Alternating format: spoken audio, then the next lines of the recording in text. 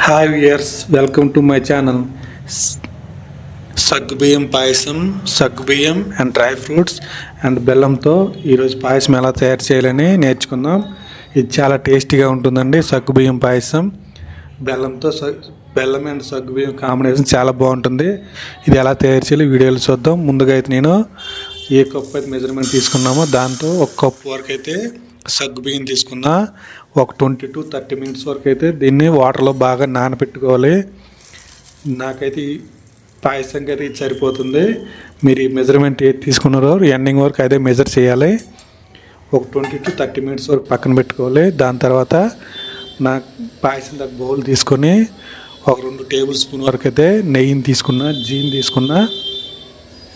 ఇది నా డ్రై ఫ్రూట్స్కి అయితే సరిపోతుంది. మీరు ఇంకా కావాలంటే ఎక్కువ తీసుకోవచ్చు.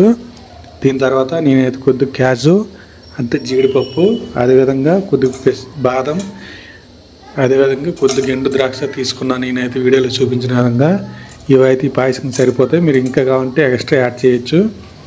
ఇవి రెడ్ కలర్ వచ్చినంత వరకు కూడా ఈ మూడింటిని కూడా బాగా కొద్దిగా ఫ్రై చేసుకోవాలి. ఒక 5 to 4 minutesలో మొత్తం రెడ్ కలర్ వచ్చేస్తుంది.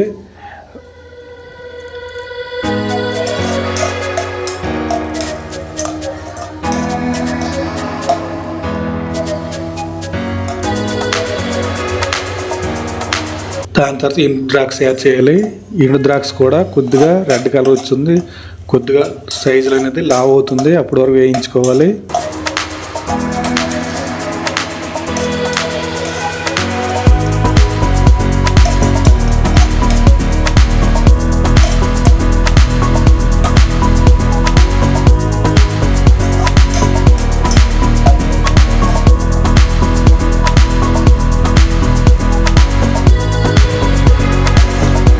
చూసారు కదండి, రెడ్ కలర్ వచ్చింది. రెడ్ కలర్ వచ్చినంత వరకు వేయించుకోవాలి. దీని తర్వాత వీటన్నిటి కూడా వేరే బౌల్లో తీసి పక్కన పెట్టుకోవాలి.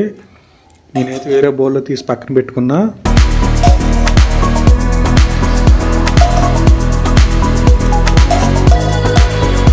దీని తర్వాత మనం ఏదైతే మెజర్మెంట్ తీసుకున్నామో దాంతో 1:2 అంటే ఒక కప్పుకి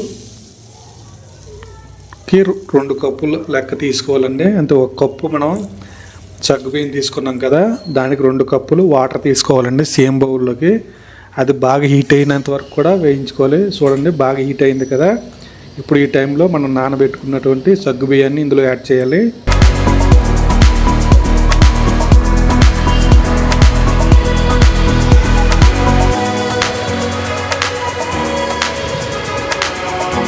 టెన్ to 15 minutes వరకు అయితే ఇది మీడియం ఫ్లేమ్లో సగ్గుబియ్యం బాగా ఉడికినంత వరకు కూడా మనం హీట్ చేసుకోవాలి. మీడియం ఫ్లేమ్లో ఉంచాలండి.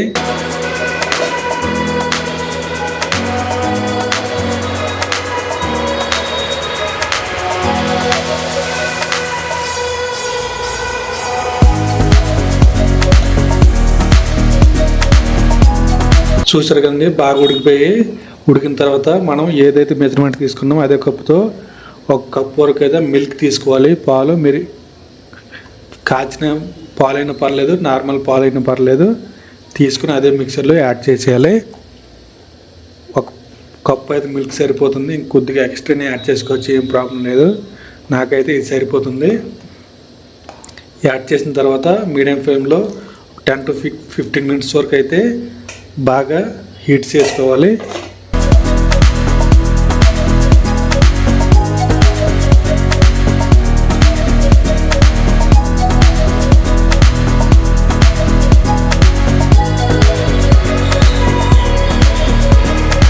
చూడండి, ఉడికిని మనం మధ్యలో టెస్ట్ చేసుకోవాలి. ఉడికేయలేదు, ఉడికినందుకు ఏమంటే మనం ముందుగా వేయించుకున్నటువంటి డ్రై ఫ్రూట్స్ని అయితే ఇందులో యాడ్ చేయాలి. యాడ్ చేసి మిక్సీని మొత్తాన్ని కూడా బాగా కలుపుకోవాలండి. మ్యాక్సిమం 80% అయితే పాయసం అయిపోయింది. ఇప్పుడు ఒకసారి టేస్ట్ చూసుకొని ఇంకొకసారి అయితే ఒక 2 minutes వరకు అయితే మొత్తం అంతా కలుపుకోవాలి. 2 minutes వరకు తర్వాత పూర్తిగా స్టవ్ ఆఫ్ చేసేయాలండి. పూర్తిగా ఫ్లేమ్ను మొత్తాన్ని ఆఫ్ చేసేసి కొద్దిగా యాలకులు యాడ్ చేసుకోవాలి. దాని తర్వాత మనం ఏ కప్పు అయితే తీసుకున్నామో ఆ కప్పుడు బెల్లాన్ని మనం పంచదారని యాడ్ చేయొచ్చు, కానీ బెల్లాన్ని యూజ్ చేస్తున్నాను నేనైతే.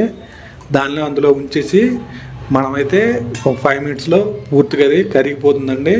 ఫ్లేమ్ ఆఫ్ చేసిన తర్వాత బెల్లాన్ని యాడ్ చేయాలండి, లేకపోతే పాలు అనేవి ఇరిగిపోతాయి. అందుకని యాడ్ చేసిన తర్వాత ఒక 5 మినిట్స్ వరకు ఉంచితే బెల్లం అనేది అందులో కరిగిపోతుంది. దాని తర్వాత తీసి కలిపితే మొత్తం అంతా కలిసిపోతుందండి. పాయసం రెడీ అయిపోయిందండి. చాలా టేస్టీగా ఉంటుంది. మీరు కూడా ట్రై చేయండి. థ్యాంక్ యూ అండి. లైక్ చేయండి, షేర్ చేయండి, సబ్స్క్రైబ్ చేయండి. Thank you so much.